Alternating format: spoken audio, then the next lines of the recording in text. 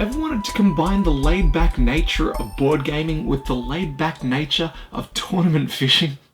Coldwater Crown is probably the game that you're looking for, except, well, it carries a little more urgency than you might like. First to 12 tournament fish, that's the endgame trigger. Now the game includes other kinds of fish, the master angler fish, but these don't count. They're more there for our fishermen's bragging rights and a few victory points.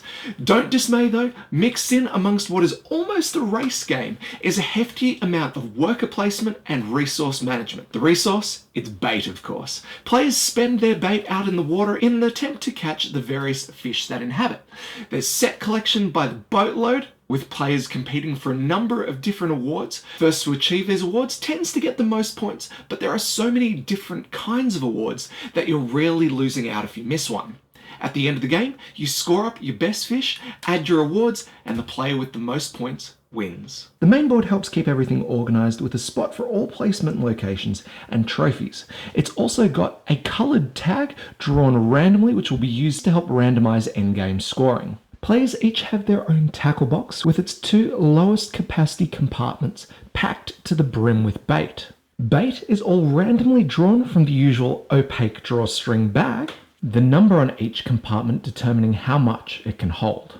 Players also gain a single special ability, which can be used when the player sees fit, each different type allowing some sort of mitigation of the game's luck. Finally, the player takes an angler's token, flipped to its number 1 side. This is their workup for all placement locations on the board. Each turn, the active player will take 2 actions. For the first action, they will place their marker somewhere in an open placement location, one that does not already have a marker placed. They then take the action associated.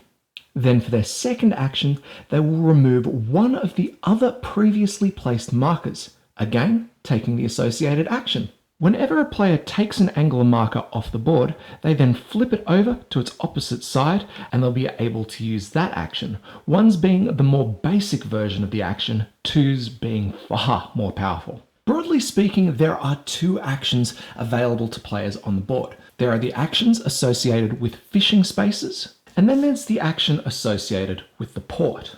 Fishing spaces allow the player to remove matching coloured bait. So as you saw before, when our player took the marker from the green spot, they discarded 2 green bait tokens. Utilizing a level 1 ability means that the player may take 1 coloured bait from each of their tackle box compartments. A level 2 action would instead allow the player to remove all matching coloured bait from all compartments. But what is the point of removing bait? Well, if a player ever removes all bait from a single compartment, the player then catches a fish. In this case, we've emptied zone 3 over here. Our player would catch a fish from the matching zone number 3 here. The perch now belongs to them. After a fish is caught, it's immediately replaced and actions may continue. Now that you know how to fish, we should check out that port space. The port space allows a player to do one of 2 things. They may restock a compartment in their tackle box, or they may take a master angler card. Filling a compartment is simple. The player draws bait 1 by 1 from the bag until the chosen compartment is full. And the master angler cards, well, they give players additional opportunities to catch more fish. From the current selection available, the player takes a card and then replaces it with one from the top of the Master Angler Challenge deck. The player keeps the card to the side of their tackle box, but it's not considered caught until it has been fully supplied with the bait it requires. So instead of discarding bait when taking an action at a fishing space, the player may instead choose to place the bait on their challenge card. So, if our player were to take a level 2 blue action at the lake, they would be able to discard all blue bait tokens from their tackle box. In this case, the player has 2 in zone 5, but we've also got a blue bait location on our crab here. So instead of discarding both, we'll place one and discard the other. Now, it is worth noting that throughout the game, when you're discarding bait, it is not placed back into the bag. This will ensure a fair distribution of all the bait colors throughout the game. However, when stocking up their tackle box, if a player ever draws the clear bait, all discarded bait is returned to the bag and drawing continues. Just the same as the fishing spaces, using a level 2 angler token will increase the effectiveness of the action. In this case, the player is able to take 2 actions, refilling 2 tackle box locations or taking 2 Master Angler Challenge cards, or splitting it, 1 of each. So that's pretty much all the actions, and players will be utilizing these in their race to catch 12 fish from the island locations. Remembering, of course, that Master Anglerfish do not count towards this objective. As soon as a player has caught 12 fish, all other players receive one final turn, and then scores are calculated based on the number of victory points everyone's achieved. Now, points are awarded for achieving a number of goals across the island. We have the Master Angler Challenge contests. If a player is able to catch either 3 of the same or 4 completely different species, they gain a token worth 2 victory points. If a player can catch 1 of each of the small species of fish, roach, flounder, and perch, they'll take a victory point chit that reduces in value for every player that's already achieved. Our next 2 contests relate to the island fish only, fastest to catch 8 species and first to 12.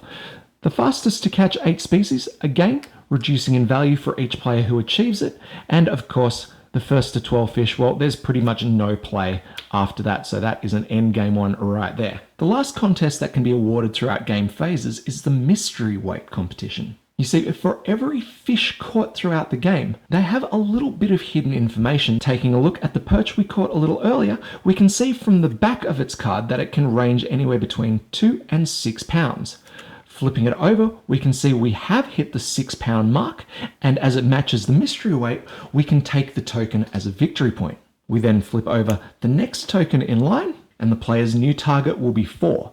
Only newly caught fish can be awarded points from the mystery weight challenge. So in this case, if we had already caught a weight 4 fish, we would not be able to claim that as well. After everyone's had their final turn, players will evaluate any of their caught fish, selecting only 1 of each species to submit to endgame scoring. Usually, you pick the heaviest. Then each location is scored beginning with the lake. Players submit their best fish and add up the total weight of all the fish combined. The player with the heaviest weighted haul gains the location-specific trophy, with the next heaviest taking the next. The process is repeated for the river, and finally, the shore.